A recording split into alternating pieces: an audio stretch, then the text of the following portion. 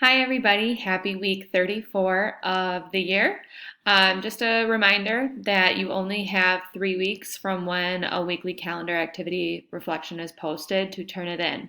After those 3 weeks are up, you cannot go back and turn in those old reflections anymore because at that point, the 3 weeks is up. You have 3 weeks to turn in one assignment. That's plenty of time.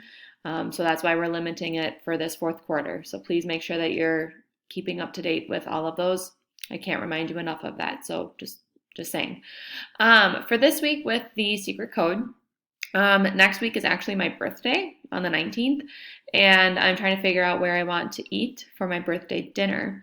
And so, what I want you to tell me is for your secret code, what is your favorite place to eat at? Like a place that you would want to eat at for your birthday. Okay, so like if it's your birthday, where's the place that you're going to choose to eat? And that'll be the secret code for this week. If you have any questions, the quarter is quickly winding down, so don't hesitate to reach out to me.